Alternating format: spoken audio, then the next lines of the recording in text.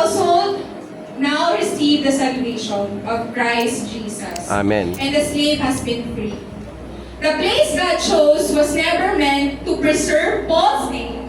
It is because a place where the name of Jesus would continue to be proclaimed. Yung Hallelujah. lugar na pinagkalagyan, yung lugar na pinili ng Panginoon para kay Paul and Silas is hindi para iwanan nila yung pangalan, ito yung lugar ni Paul and Silas. No. But it is a place where the name of Jesus ay na-proclaim.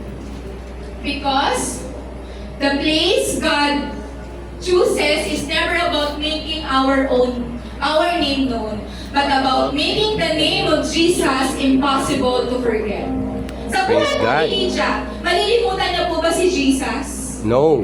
Nung na-encounter niya, no. Sa buhay ng slave girl, na matagal nang naging alipin ng spirit of divination, pinagkakitaan ng master niya, malilimutan niya po ba si Jesus? Absolutely no. Sa buhay ng jailer, na matagal na nandoon sa prison, sa inner prison na babantay ng mga prison, malilimutan niya ba na may pangalang Jesus na naging dahilan kung bakit siya at ang pamilya niya ay nasave? No. No. Because the place God chooses is never meant for your name to be known, but it is only meant for Jesus to be made known. Praise God. Yung title po natin, The Place God Chose for You.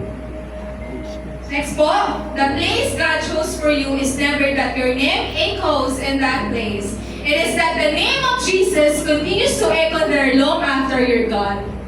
Why? Because the place God chose for you may not be the place you wanted, but it will always be the place where Christ's greater story unfolds.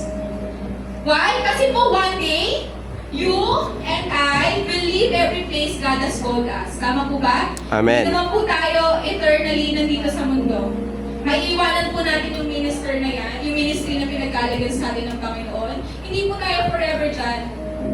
But the question that will matter is not, did people remember me? Did people remember us? Hindi po yun ang question.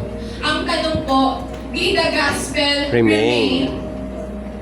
Was Christ made known? Was His church strengthened? Were lives transformed because we were faithful where God placed us? Yun po yung tanong. Hindi para ma-remember ka, but para ma-remember ang Panginoon.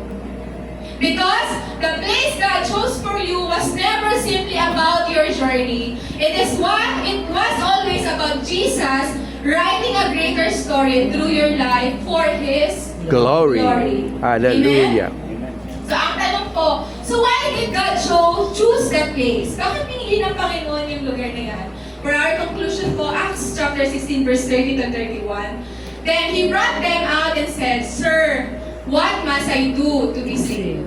And they said, Believe in the Lord Jesus, and you will be saved, you and your household. The place God chose for you finds its greater purpose when it becomes the place when someone encounters Jesus.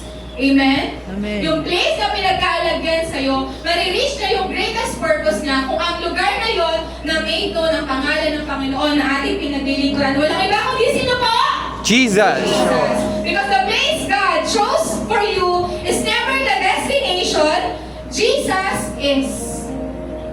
Hindi po yung lugar. Hindi po yung lugar ng Philippi. Yung destination po ay si Jesus. Every place He leads you to is ultimately another opportunity for you and for someone to encounter the Savior. Hallelujah. Amen? The place God chose for you is Jesus, the Savior and the lover of your soul.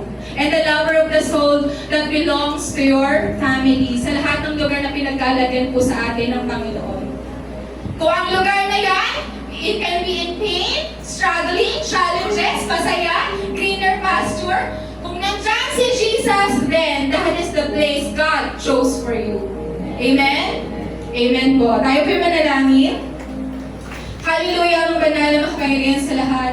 Our Father God in heaven, our God Most High, we thank you, Lord God, for the message that you have given us, O Lord. And we thank you, Panginoon, sa aming bawat narinig. Nawa, Lord God, hindi lamang po namin ito narinig, because, Lord God, ito mo sa aming puso at may share po namin sa aming kapwa. Lord God, it is not about our legacy, but it is about you alone, Jesus, sa aming buhay. We thank you, Lord, in Jesus' Jesus' name we pray. Amen. Amen. Lahat po ba na-bless? Amen. Doon po sa mga hatid po ng salita ng Diyos ngayong umaga. Na-bless po ba tayo? Amen. So ngayon naman po is kakain muna tayo. Oh. Totoo, napangiti yung iba oh. Okay, so